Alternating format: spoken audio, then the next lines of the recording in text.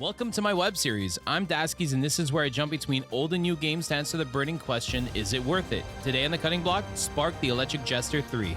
Now, before this video starts, I want to just take a moment to thank you, the viewer. You guys helped me make this content because I was able to purchase this game 100% through my actual stream. Every single sub, every single dono comes back into it, and I really appreciate you and everything you guys do for me. So it's absolutely amazing to see the reception I've been getting, and I hope you guys enjoy the content. Now let's get back before I get all sappy and start crying.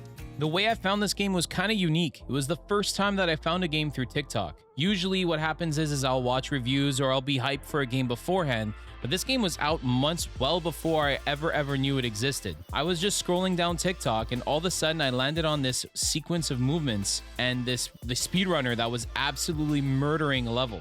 Now that was great, fine, and dandy, but the dude never put the name of the actual video game in the description of the video, so I was just sitting there freaking out like, I'm never going to play this game, I'm never going to be able to see what this is, I have no idea what it is.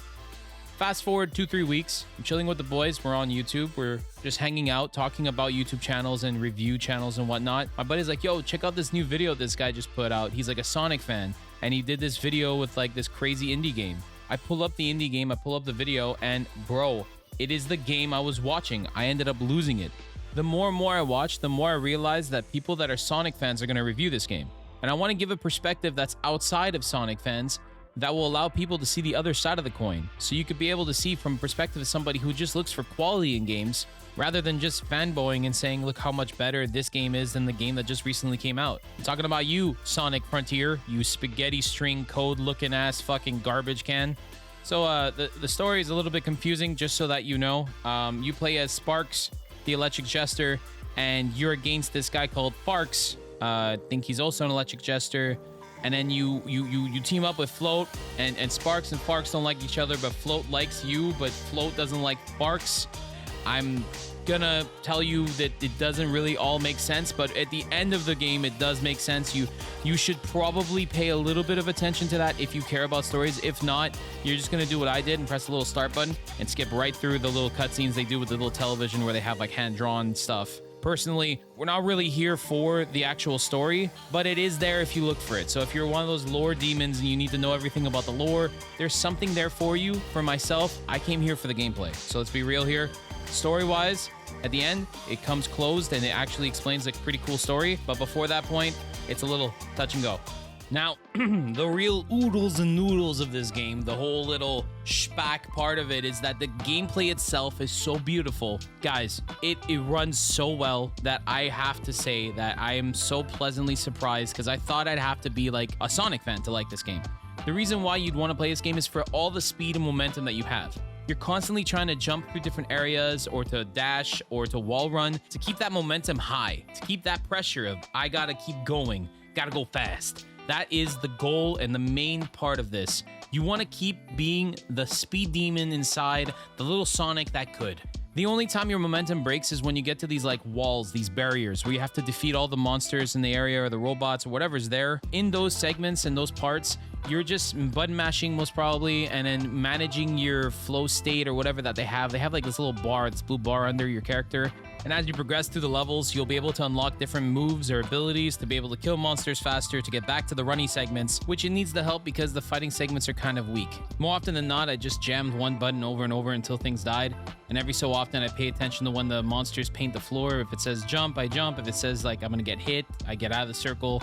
Pretty easy like battle mechanics. Nothing that's too crazy, and more often than not, I could just block any move they do. So it's honestly pretty self-explanatory. You just jam the button, you beat the monster, go next, go, go, go. Honestly, I really didn't like the vehicles in this game. The car was like meh, but the helicopter was absolutely terrible. Whatever the hover vehicle is, I wish it never existed in this game just because of the fact that I just felt it wasn't enjoyable and I rushed through every single segment that had that vehicle straight to the end. So if I'm rushing through it and I'm not enjoying it because I just don't like the vehicle, there's a little bit of a weak spot there that I wish was a bit different. All bad things considered, this game does a lot of good things too. It has a rail grinding system that will make Tony Hawk jealous. Honestly, being able to create this momentum while going downhill makes it so that you're paying attention to what your angle is, and it adds another dimension of management that really changes the gameplay and allows you to be able to modify the character better than pretty much any other Sonic game. No offense. Now, I think the most important thing that this game really nails and knocks out of the park is the camera, because being able to fix a character that can run up walls is not the problem. It usually is the camera. 9 times out of 10, the camera won't know when to follow. And they did a great job with this actual system that they have right now, because the minute the character starts building momentum, the camera switches to a locked position behind you. No matter what angle you get into, even if you're going down or up, it stays very stable and able to follow you through all those nooks and crannies. That's one thing that I could say that Sonic doesn't really do too well. Sonic games like to push out the camera and make it stable in a faraway place and just track the character. This game puts you right behind the character, and I think that helps sell the speed that you're going. A lot of the times when you look at Sonic, you can't really tell the speed you're going. In this game, you could feel it. You just went over 5 different things. You could literally hop over half of a map if you're going fast enough for it. So it's very satisfying, it's very exhilarating, and it's something that I would definitely recommend for anybody who loves platformers. Like always, I always bring up the bugs in the game, or if I had any issues. I will say that there was no bugs. I didn't reach any sort of thing that broke the game completely. The only thing I will say is that this game does not have a very good menu. The menus are a little bit trash, and I wish that there was a little bit more work put into the UI. But when there's so much love put into the actual gameplay, I'm willing to overlook it and say, whatever, it doesn't matter for the menu. The game is pretty solid, all things considered. There's nothing that's game breaking. You don't get stuck in places. Just the menus, they're not nice. That's all I could say about them. I have to give credit when it's due. Peppered Games, that made this game, has one person that basically made the whole thing. Now, I understand that he may have subcontracted a few things or whatever, but like the soundtrack, the composition, and maybe some of the artwork. But for the most part, this was made by one dude, which is absolutely insane to me that one person sat down and did all this work. The guy is making better games than the Sonic team is, and they have a huge ass budget. Sonic team, go and grab this guy and give him whatever he wants, because he will make your Sonic games absolutely stupendous. And this is coming from the guy that thinks that Sonic needs to get a reboot in like 6-7 years from now, and they need to stop touching the actual IP. So I'm just saying, I think that this guy can actually save your IP. Now, like every other one of my reviews, I think we've gone over enough to be able to say whether or not Spark the Electric Jester 3 is worth it. Spark 3 is actually retailing for a price of $24.99 on Steam right now. And it's not a heavy duty price to pay, especially considering that you're getting a lot of the levels that was in Spark 2. I think it's really something when you see a developer update the game and then add content to a game for free. I think it's also awesome that he's going to be making a DLC, and I will be purchasing that DLC for sure. So keep that in mind. He's got that. He's got this. This guy's got it going on, man. I don't know what about you, but for me, if you're going to be adding all that content, all that stuff, I'm in, bro. You got me for the long haul. So I'm definitely excited to see whatever this company comes out with, and I will be watching them, and they're on my radar. Like, I went and I followed them on Steam, so that's done did.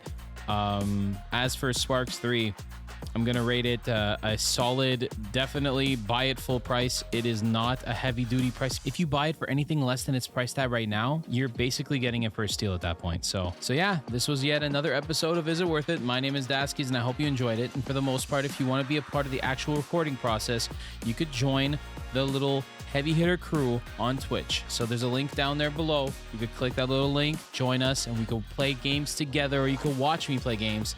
You could be a part of that as well. I hope you have yourself a great day. All the best. Never change. Watch out for strangers and look both ways they're crossing the street. And yeah, I love you, you beautiful bastards.